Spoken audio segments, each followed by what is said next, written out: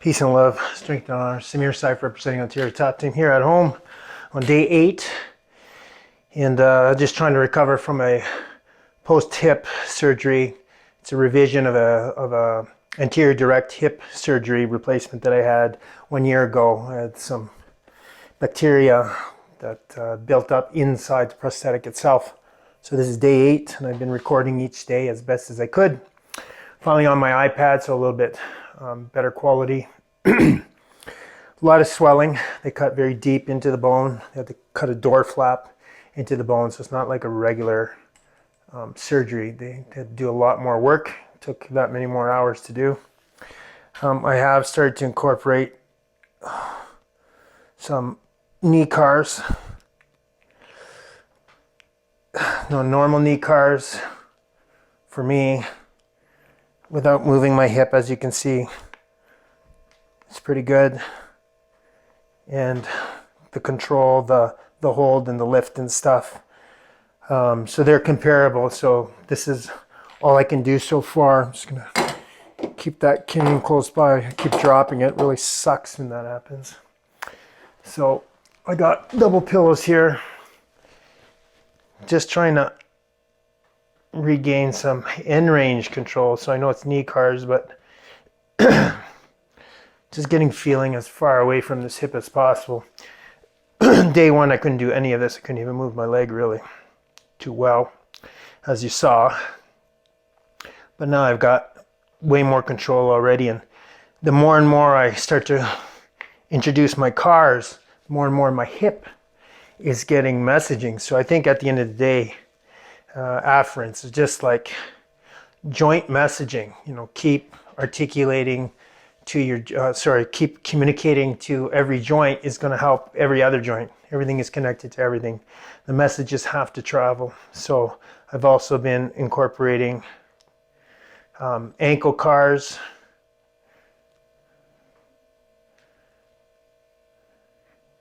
And then trying to get these extensions. Now there's so much inflammation here.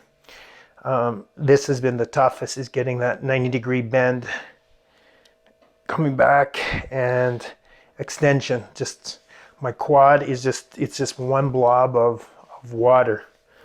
So that's been the most difficult so far. So like I said, I've just been doing different cars, knee. I've even been doing my foot cars. Just trying to, I call it my finger and toe cars, because I honestly, whenever I'm like looking at my toes, my hands move at the same time. But this has been making a big difference, just all that control. And of course I'm doing both feet. I'm just showing you what I've been able to do so far. I use my cane a lot. So I'm trying to, I can use straps as well, but I mean, I have my cane. So I've been trying to lift. So I have been doing all the stuff on the ground. So I've been supine, been doing adduction, abduction, bridging, butt squeezing. But I am trying to incorporate these lifts.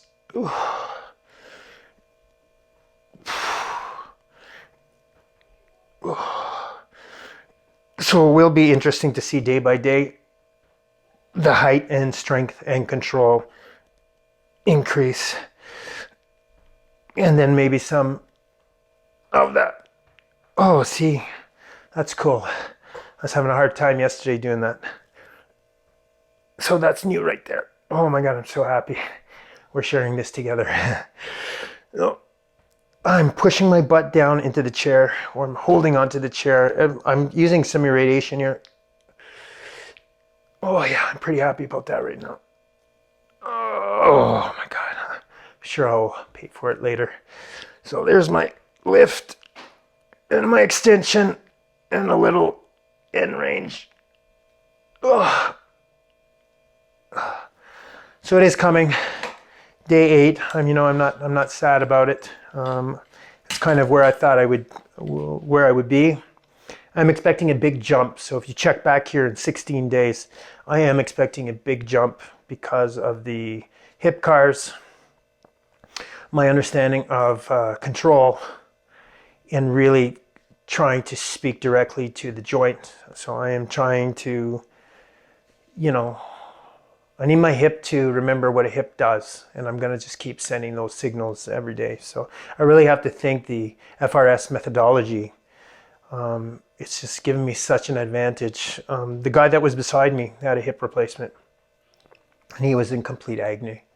And there was some other factors involved with his. He had diabetes, but he was in a lot of pain, and he was not moving, and they could not get him to move.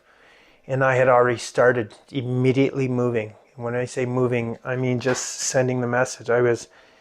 My brain was saying I was doing this and lifting. Nothing was happening, but I didn't stop. I was like flexing, pulsing. And if you've heard me in my videos talk about pulsing, that's what I'm saying. I just pulse the message, whatever. Like right now, I could pulse internal rotation or more of a straight leg axial turn, but I'll be like, I message it with my brain. That's what I do. I send those signals. And then I find by the time I get to the movement that I want, I'm able, see, that even is new. That's so freaking awesome. I have to check this out. I wasn't planning to do that motion. So yeah, so here's some internal rotation. Let's see here.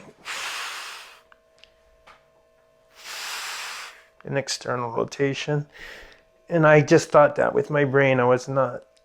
Oh my goodness, this is fantastic. Oh yeah.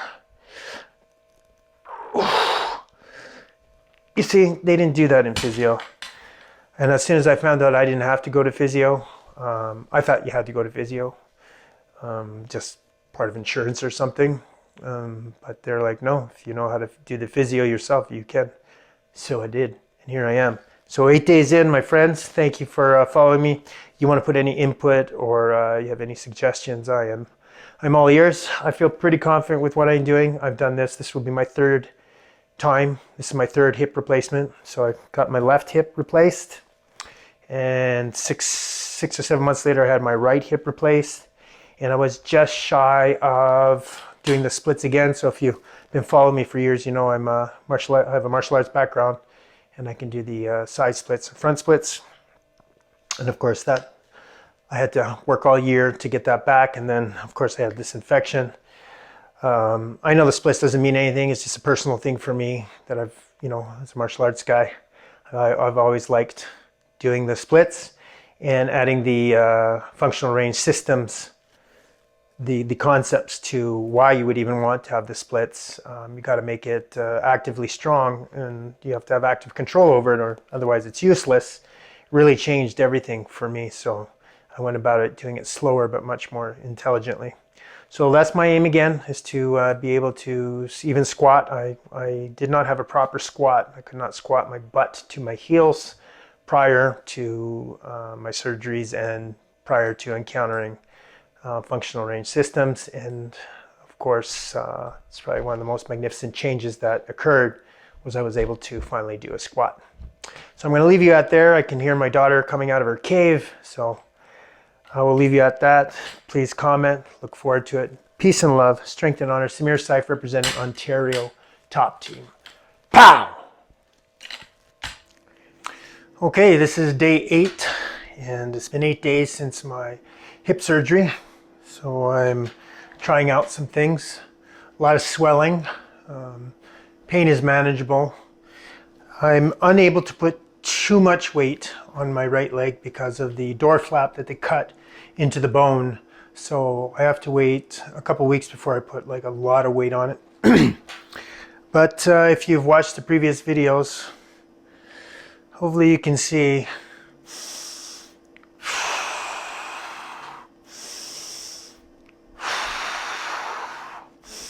that this is way higher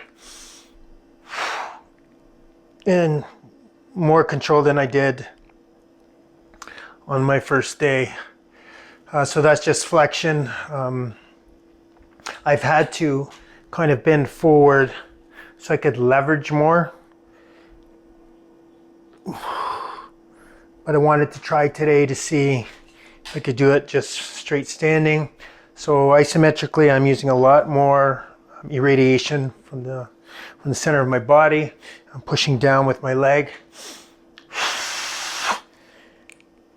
And I've been trying for 10-second holds.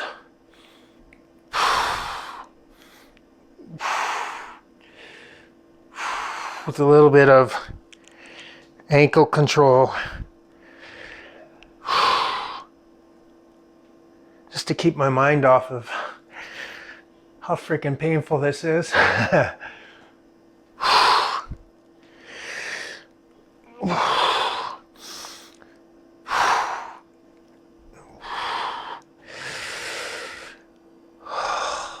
So it's been my my gain and flexion 8 days post-surgery. And now I'm looking for external rotation. So if you watched the last video, I think I did it in quadrupedal position, but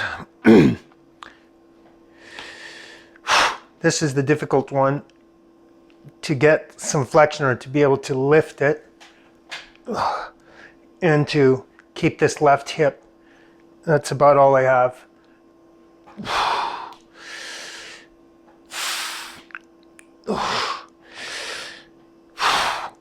And I am cramping.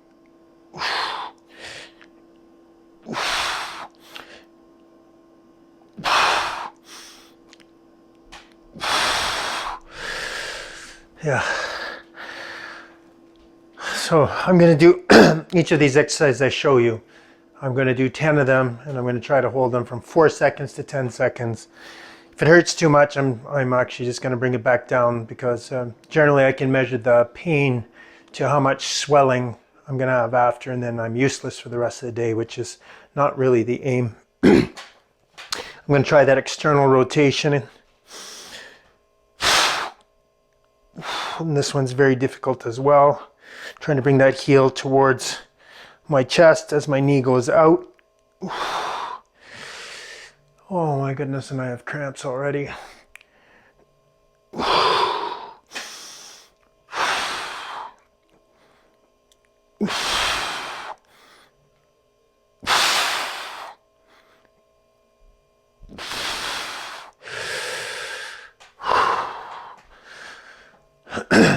And then I'm going to do some extension. I'll turn so you can see it. I got to keep that cane close by, I'll tell you. Same thing with the extension was changed, as I really had to kind of lean forward because I'm so swollen. I have a lot of water in my back, like my glutes, all the way in my lower back. So I had to adjust, but I'm just actually trying to get this part here and standing more straight. So that little bit there is improved, and trying to raise my heel to at least 90 degrees.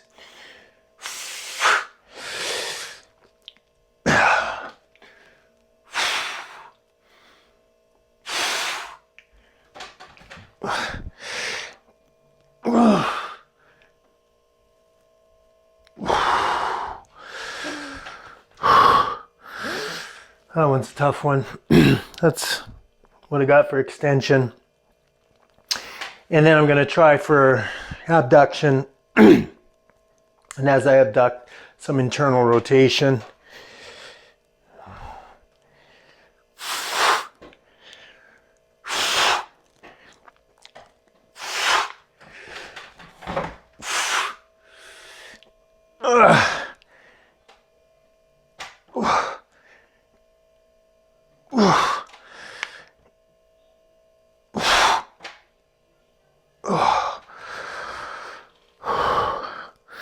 That one's on fire. Then I'm going to try and put them all together. And again, I'm trying to do all these about 10 times, trying to hold them longer. I do have my floor routine, and I've also added my clamshells now. So let's just see how I can compare it to the other videos.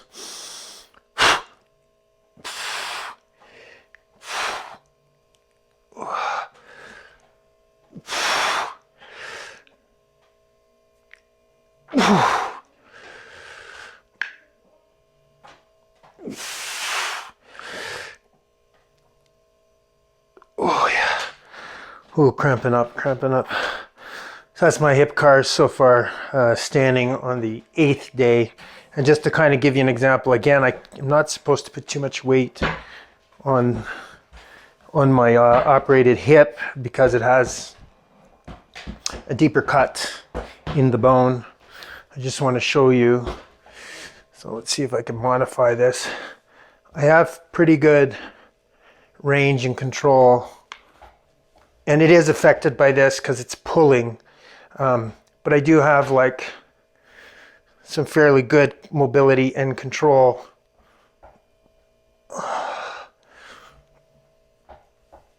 To give you an idea of what my hip normally can do. And then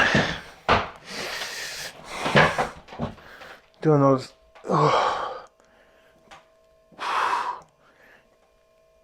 abductors and trying to do some axial turns.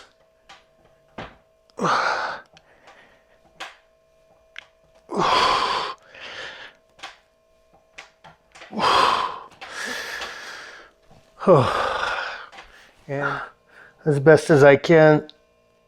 It's about as far as I can go right now. I still can't bend my leg too much.